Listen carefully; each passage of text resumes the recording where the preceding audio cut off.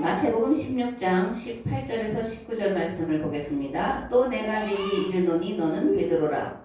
내가 이 반석 위에 내 교회를 세우리니 음부의 권세가 이기지 못하리라. 내가 천국 열쇠를 네게 주리니 네가 땅에서 무엇이든지 매면 하늘에서도 매일 것이요 네가 땅에서 무엇이든지 풀면 하늘에서도 풀리리라. 아멘. 새 계약 공동체인 교회의 기능 무엇일까? 첫째, 세상을 구원하는 것입니다. 둘째, 세상의 멸망을 막는 것입니다. 셋째, 세상을 복받게 하는 것입니다. 아멘. 교회의 존재 이유와 존재 목적은 하나님 나라를 이 땅에 이루는 것입니다. 사람을 불행하게 만들고 고통스럽게 하는 제도와 조직을 없애므로 이 땅에서 살아가는 모든 인류가 행복하게 하도록 하기 위해 존재하는 것이 교회입니다. 교회는 죽은 다음에 가는 내세 천국을 지향하는 것이 아니라 이 땅에서 천국을 누리며 살아가는 것, 즉 삶의 구원을 지향하는 것입니다. 그렇다고 죽은 다음에 천국에 가지 않는다라는 얘기는 아닙니다. 그러나 일단 육으로 살아갈 때에 이 땅에서 살아가는 삶이 중요하기 때문에 이 땅의 삶에 조금 더 무게중심을 둔다, 그런 뜻입니다. 또 영혼 구원이 아니라 몸의 구원을 위해 존재하는 것이 교회입니다. 구원의 대상은 영혼이 아니라 몸입니다. 사람은 영혼과 육이 분리된 채 존재하지 않습니다. 몸 안에 영혼이 온전히 거할 때 그를 살아있는 자라고 말하는 것이요. 그러므로 성경은 영혼 부활을 말하지 않고 몸의 부활을 말하고 있습니다. 예수님의 제자들은 예수님의 영혼이 부활했다고 생각했습니다. 예수님은 그러한 제자들의 마음과 생각을 아시고 손과 발을 만져보게 하셨고 음식을 드심으로 영혼 부활이 아니라 몸의 부활임을 재차 확인시켜 주신 것입니다. 예수님을 주 하나님으로 믿는 자들은 그리스도께서 재림하실 때에 변화된 새로운 몸으로 부활에 이르는 줄 믿습니다. 아멘. 그런데 만약 교회가 제 기능을 담당하지 못한다면 어떻게 될까라는 거예요. 교회를 통해 세상이 복받기는커녕 저주에 이르게 되고 교회가 세상 멸망의 원인 제공자가 될 수 있다라는 겁니다.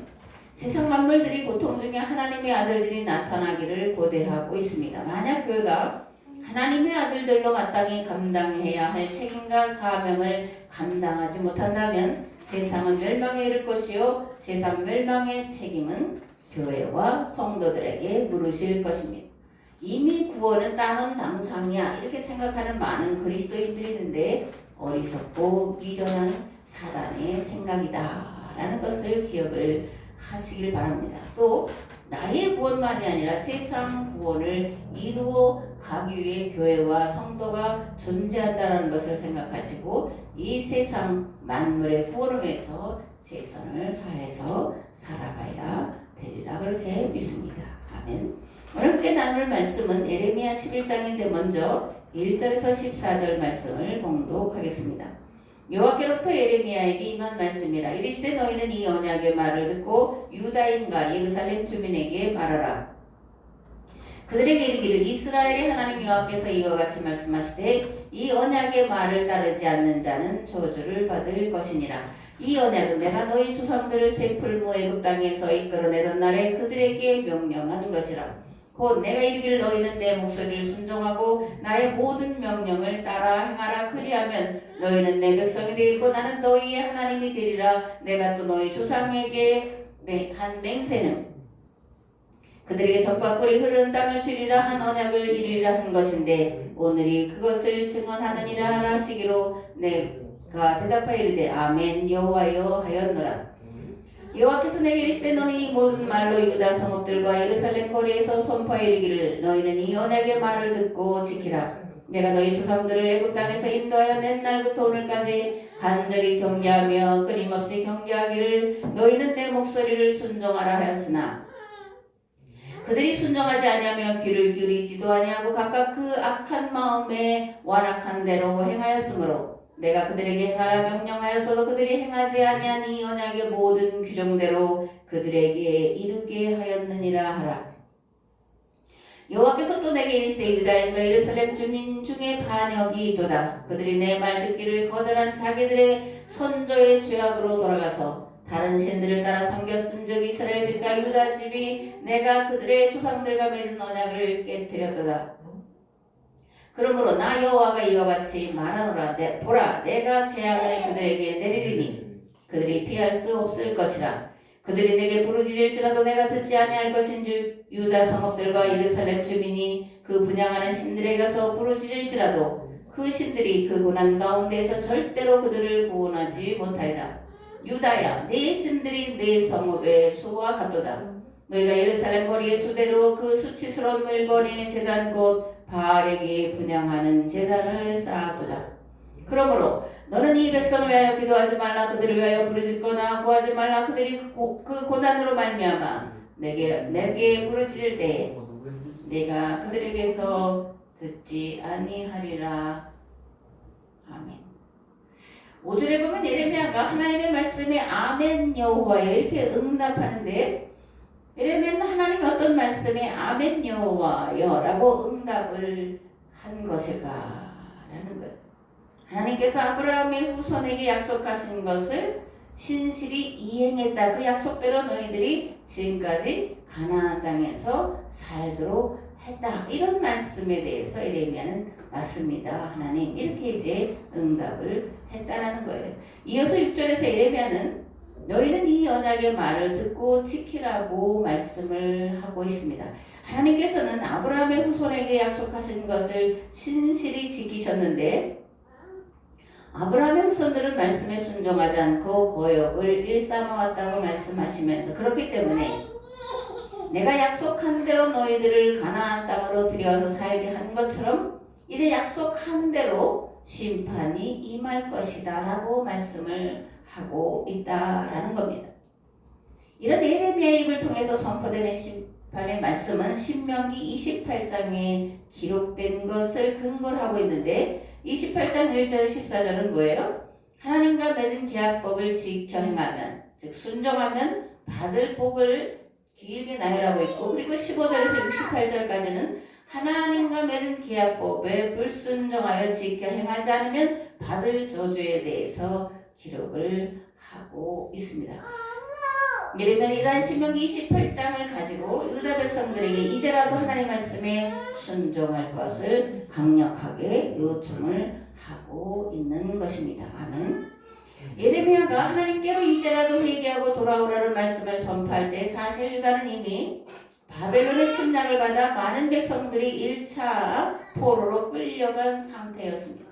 그럼에도 예레미야는 하나님과 맺은 계약법을 지켜 행하면 다시 한번 약속의 땅에서 살 수 있도록 하실 것이라고 선포를 하고 있습니다. 왜 이렇게 선포를 하고 있을까? 예레미야는 하나님은 우리를 만드신 이시요 그렇게 끝까지 우리를 용서하시고 말씀대로 살 것을 바라고 기다리시는 분이시요 다 망한 것 같은 때라도 결코 포기하지 않으시고 돌아오기를 눈물로 고대하고 계시는 분이심을 너무나 잘 알고 있었기 때문에 늦은 것 같지만 이제라도 돌아오라고 눈물로 말씀을 선포하고 있다는 겁니다. 하나님은 심판을 원하시는 분이 아닙니다. 그죠? 하나님은 회개에 이르기를 원하시고 회개한 자들을 구원에 이르게 하시기를 원하시는 분이세요. 이런 하나님의 마음을 예레미야가 잘 알고 있기 때문에 돌아오라고 하는 것이고, 또한 이러한 마음은 하나님의 마음만이 아니라 예레미야가 동족의 구원을 바라는 애끓는 마음이었다라는 겁니다. 하나님은 하나님의 마음을 가진 자를 통해서 말씀하게 하시고 그가 말씀하신 것을 이루어가는 분이십니다. 우리가 구원의 소망을 가지고 살아갈 수 있는 것은 하나님이 우리의 아빠, 아버지이시기 때문이에요. 긍휼과 자비가 한없으신 분이시기 때문에 그렇습니다.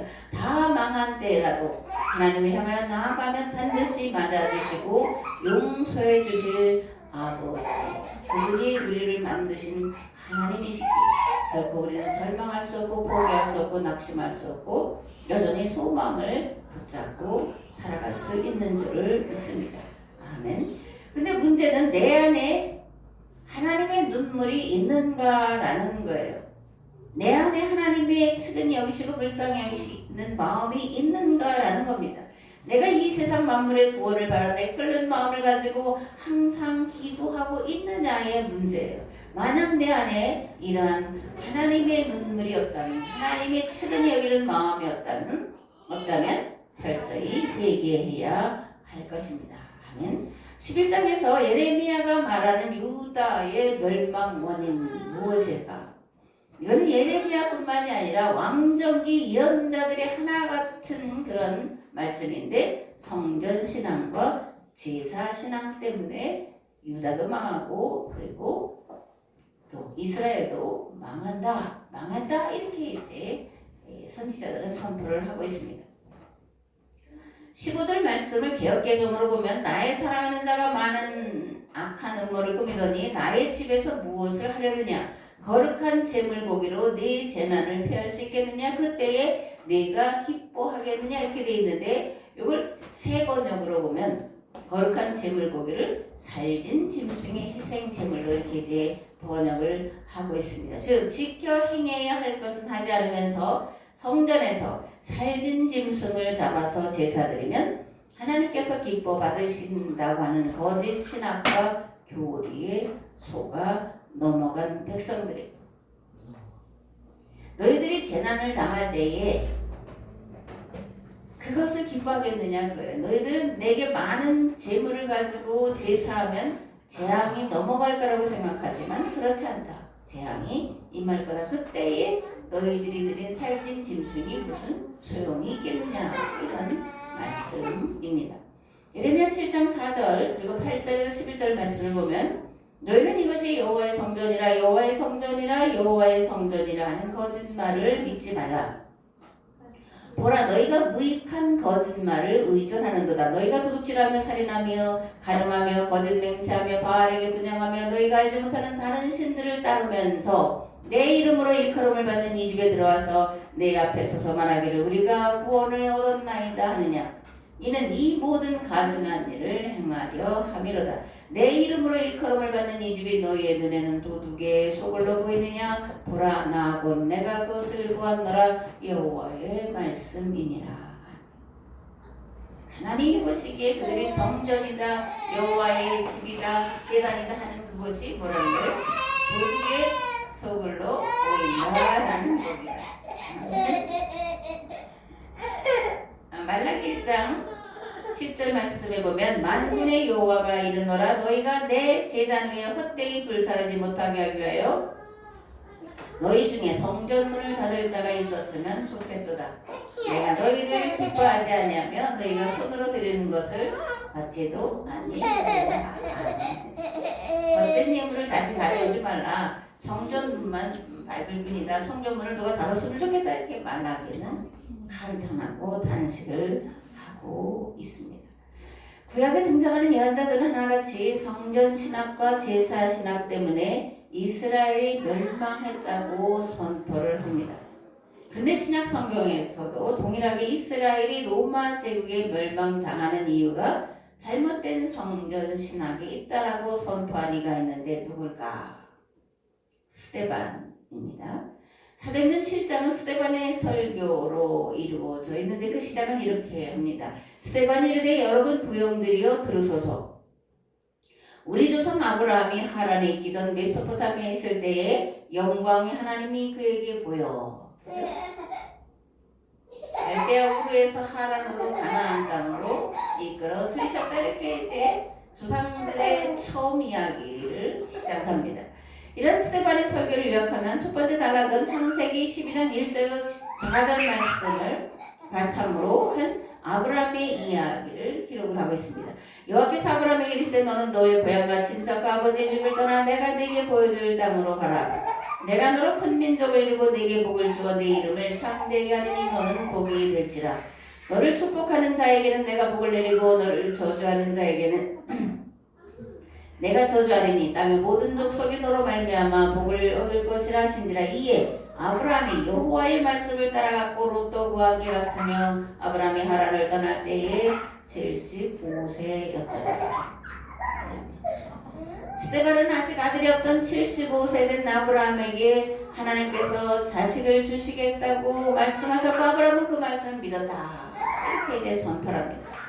그리고 그 약속을 믿고 기다린 지 25년 만에 이삭을 주셨고 이삭에게 야곱과의 설을 쳤는데 야곱을 통해서 12아들을 주셨다 이렇게 말합니다.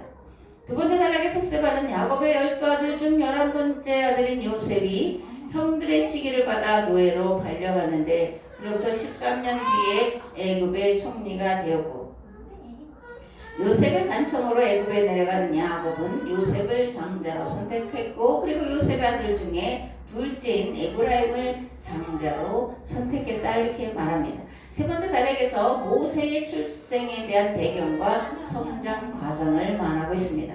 모세는 40세에 동족을 보호하려고 바로를 거역했다가 발각돼서 미디안 광야로 도망을 갑니다.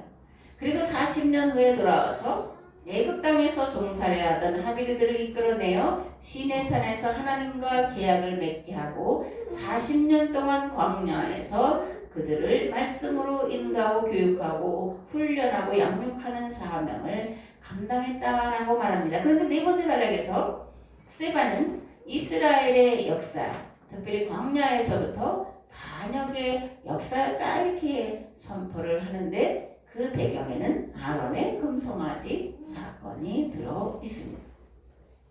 그리고 다윗 솔로몬으로 이어지는 세스 왕정기에 나단을 통해 만들어진 성전신앙과 제사신앙이 이스라엘을 본격적인 반역의 역사를 시작하는 시점으로 그리고 이후 이스라엘 역사는 한 번도 제대로 계약법을 지켜 행하지 못하고 결국 멸망에 이르렀다고 선포를 하고 있습니다. 이게 한 번 만들어진 잘못된 신앙 또는 교리는 한 세대뿐만 아니라 오가는 모든 세대를 멸망에 이끌 수가 있어요. 그래서 우리가 정말 정신을 차리고 매 순간순간 깨어 있어야 한다라는 겁니다. 사도행전 7장 46절에서 51절 말씀을 보면 다윗이 하나님 앞에서 은혜를 받아 야곱의 집을 위하여 하나님의 처소를 준비하게 하여 달라고 하더니 솔로몬이 그를 위하여 집을 지었느니라.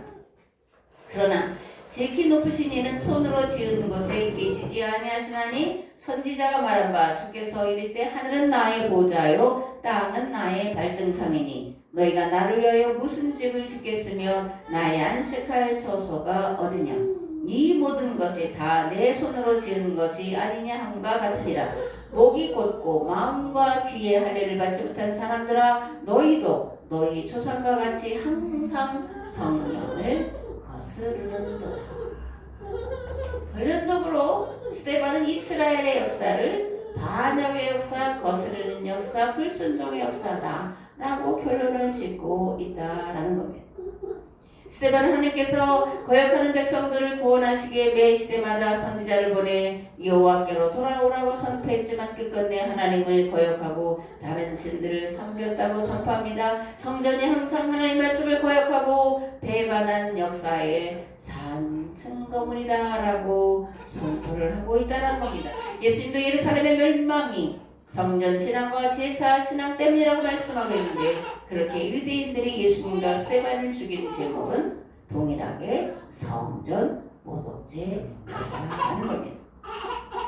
그렇다면 성전신앙과 제사신앙의 문제가 무엇이냐? 예배 중심의 신앙생활이 무엇이 문제냐라는 거예요. 행함이 없는 믿음을 말한다라는 것입니다. 정작 지켜 행해야 할 계약법은 내팽개치고 오로지 성전에서 제사 지내는 것으로 오로지 교회에서 예배 드리는 것으로 하나님을 섬기려고 한 것이 성전신앙, 제사신앙, 예배 중심의 신앙이라는 겁니다. 그러나 진정한 신앙은 제사에 있지 않습니다. 하나님과 맺은 법대로 살아가는 삶, 그것이 하나님 versi는 산 제사요, 산 예배입니다. 하나님과 맺은 법대로 살지 않으면서 제사만 드리는 것은 불법을 행하는 것입니다. 하나님을 잘 섬긴다고 하면서 정작 돌아봐야 할 그리스도 안에 있는 형제 자매를 돌아보지 않는 것 또한 불법입니다. 하나님 불법을 행하는 자들에게 마태복음 7장 21절과 23절을 통해서 이렇게 말씀하십니다. 나더러 주여 주여 하는 자마다 다 천국에 들어갈 것이 아니요 다만 하늘에 계신 내 아버지의 뜻대로 행하는 자라야 들어가리라. 그날에 많은 사람이 나더러 주여 주여 우리가 주의 이름으로 선지자 노릇하며 주의 이름으로 귀신을 쫓아내며 주의 이름으로 많은 권능을 행하지 아니하였나이까리니 그때 내가 그들에게 밝히 말하되 내가 너희를 도무지 알지 못하니 불법을 행하는 자들아 내게서 떠나가라 하리라. 아멘. 믿지 않는 자들에게 하신 말씀이 아니라는데 우리가 정신을 차려야 됩니다. 주여 주여 그러고 주의 이름으로 선지자 노릇하고 주의 이름으로 귀신을 쫓아내고 많은 권능을 행한 자들을 향해서 내가 너를 모른다. 불법을 행하는 자들아 내게서 떠나가라 이렇게 말씀하신다는 것을 항상 기억을 하며 살아야 될 줄을 믿습니다. 아멘. 신앙생활의 기준은 신해산 계약법 즉 율법과 계명을 따라서 하는 거예요. 신약의 언어로 하면 새 계명 곧 복음이 우리 신앙생활의 기준이라는 거예요. 그런데 예수 그리스도의 복음은 신해산 계약법 즉 율법과 십계명과 다르거나 별개의 것이 아니라 하나라는 건데 마태복음 5장 17절에서 18절에 아주 명쾌하게 정리를 해놓고 있습니다. 내가 율법이나 선지자를 폐하러 온 줄로 생각하지 말라. 폐하러 온 것이 아니요 완전하게 하려 함이라. 진실로 너에게 이르노니 천지가 없어지기 전에는 율법의 1.1획도 결코 없어지지 아니하고 다 이루리라.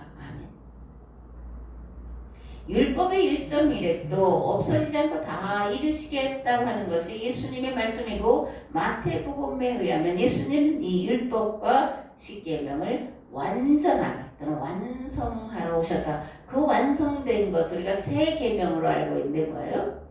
우리 주님께서 우리를 사랑하신 것처럼 서로 사랑하라는 계명으로 우리 주님이 완성해 놓으셨음을 알 수가 있습니다. 아멘.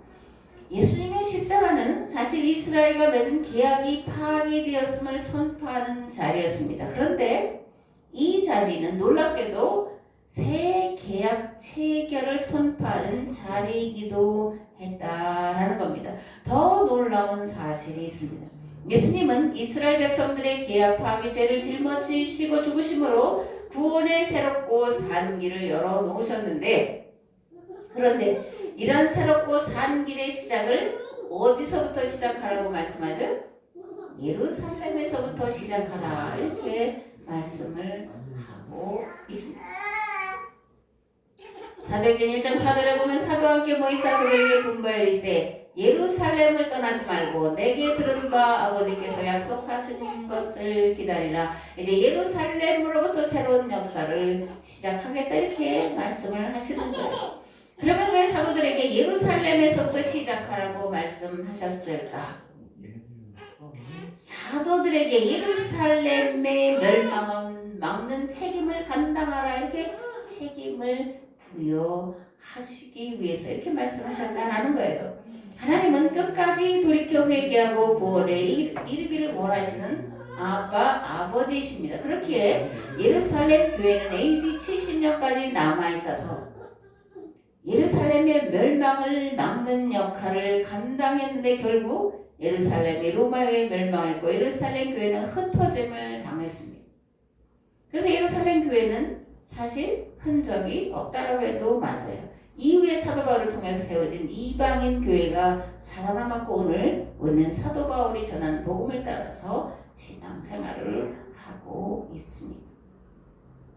시작하면서 교회 사명에 대해 교회는 세상을 복받게 하는 것이요 세상을 구원하는 것이요 세상의 멸망을 막는 곳이다 이렇게 말씀을 드렸습니다. 그런데 교회가 이런 사명을 감당하지 못하면 어떻다라는 거예요? 세상은 복받을 길이 없고 구원에 이를 길이 없고 오로지 멸망에 이르는 길밖에 없다라는 겁니다.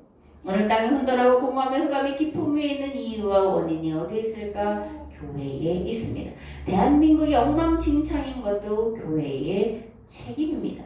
교회는 세상과 만물에 대한 책임의식 없음을 철저하게 회개해야 합니다. 그래야 우리에게 혹시 은혜로 살 길이 주어질지 모르기 때문입니다.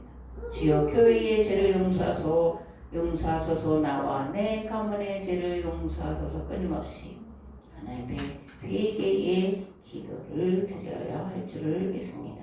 아멘. 예레미야는 예언을 시작하면서 북쪽에서부터 끓는 가마가 기울어져 있다고 선포합니다. 북쪽으로부터 병마의 말발굽 소리가 들려오고 있다고 선포합니다. 예레미야는 바벨론을 등장시킨 이유가 예루살렘 성전을 헐어버리기 위해서라고 선포합니다. 성전에서 거짓 예배가 드려지고 있기 때문에 헐어버리기 위해 바벨론을 준비해 놓으셨다고 선포하고 있다는 거예요. 바벨론은 이 유다를 이스라엘을 심판하시기 위한 하나님의 몽둥이다 라고 이렇게 말씀을 하고 있다는 겁니다. 그런데 바벨론의 등장으로 유다만 망하는 것이냐? 아니라는 겁니다. 바벨론 유다의 이스라엘의 죄에 대해서 심판하시게 등장시키셨지만 주변 나라들 모두 다 망했다라는 것. 예레미야는 이들의 멸망 책임이 성전 신앙과 제사 신앙에 있다고 말하고 있습니다. 거짓 예언자들의 거짓 설교 때문에 그 설교를 듣고 좋아하는 백성들 때문에 망했다라고 선포합니다. 말씀을 전하는 자의 책임이 그러므로 막중합니다. 그렇다고 듣는 자들의 죄가 없느냐? 절대 아니라는 것을 우리가 알아야 합니다. 왜 거짓 설교를 할까? 거짓 설교를 성도들이 좋아하기 때문에 그러는 거예요. 성도들의 비유를 맞추려고 듣기 좋은 말을 한다라는 겁니다. 그러니까 초록은 동색이라는 거예요. 거짓 설교하는 자들과 거짓 설교를 좋아하는 자들은 다 우리 속이 같다는 겁니다. 그러므로 전하는 자나 듣는 자로 다 같이 바른 신앙생활을 하기 위해 끊임없이 성령님의 도우심을 간구해야 합니다. 그리고 말씀을 깊이 묵상해야 됩니다. 그러면 하나님께서 반드시 하나님과 성경과 역사를 바르게 깨달아 알도록 도와주실 줄을 믿습니다. 아멘. 11장 19절에서 23절 말씀을 봉독하겠습니다. 나는 끌려서 도살당하러 가는 순한 어린 양과 같으므로 그들이 나를 해하려고 꾀하기를 우리가 그 나무와 열매를 함께 박멸하자. 그를 살아있는 자의 땅에서 끊어서 그의 이름이 다시 기억되지 못하게 하자함을 내가 알지 못하였나이다. 공의로 판단하시며 사람의 마음을 감찰하시는 만군의 여호와여, 나의 원통함을 주게 하려사오니 그들에게 대한 주의 보복을 내가 보리이다 하였더니 여호와께서 아나돗 사람들에 대하여 이와 같이 말씀하시되 그들이 내 생명을 빼앗으려고 찾아 이르기를 너는 여호와의 이름으로 예언하지 말라. 두렵건대 우리 손에 죽을까 하노라도다. 그러므로 만군의 여호와께서 이와 같이 말씀하시니라. 보라, 내가 그들을 벌하리니 청년들은 칼에 죽으며 자녀들은 기근에 죽고 남는 자가 없으리라. 내가 아나돗 사람에게 재앙을 내리니 곧 그들을 벌할 해이니라. 예레미야는 18절에서 20절에서 아나돗 사람들이 예레미야를 죽이려고 음모를 꾸미고 있다라고 하나님 앞에 호소합니다. 예레미야는 아나돗 출신이잖아요. 그런데 왜 아나돗 사람들은 예레미야를 죽이려는 계획을 세웠을까? 그래서 둘이 하나님의 심판을 받고 그렇게 고난을 당하게 되었을까라는 거예요. 예레미야가 선포하는 유다의 멸망에 대해 이들은 받아들이기가 어려웠습니다. 또 예레미야는 요시야의 종교와 사회개혁에 적극 동조하면서 유다 백성들의 잘못된 신앙생활을 강도 높게 비판했습니다. 그런데 문제는 정작 유다인들은 자신들의 신앙생활을 잘하고 있다, 잘못하지 않고 있다 이렇게 생각을 하고 있었다라는 거예요. 그래서 자신들의 신앙생활을 잘못하고 있다고 지적하고 책망하는 예레미야의 선포를 받아들일 수가 없었고 그렇게 선포하는 예레미야의 입을 막으려고 예언하지 말아라. 네가 예언하면 너를 죽일 거야 이렇게 이제 협박하고 공갈을 하고 살인 계획을 세웠다라는 겁니다. 무엇보다 친애적 정책을 따르는 사람들은 애굽이 아니라 바벨론의 지배를 받아들이라는 예레미야의 요청을 받아들일 수 없었습니다. 아나돗 사람들은 또한 예레미야가 아나돗 사람들의 이름을 더럽힌다라고 생각을 했고 그래서 죽이려는 계획까지 했다라는 거예요. 그런데 하나님은 예레미야를 심판하는 것이 아니라 뭐예요? 아나돗 사람들과 유다 백성들을 심판하셨다라는 자신을 죽이려고 하는 그런 처지에 대해서 이렇게 말합니다. 나는 끌려서 도살당하러 가는 순한 어린 양과 같습니다. 어디서 많이 들어보셨죠? 그죠? 나는 끌려서 도살당하러 가는 순한 어린 양과 같습니다. 저는 오늘 아침에서야 이 이사야서 53장에서 말하고 있는 고난받는 종이 누군가를 깨달았는데 예레미야예요. 왜냐면 나는 끌려서 도살당하러 가는 순한 어린 양과 같다라고 예레미야가 고백을 하고 있기 때문에 그렇습니다.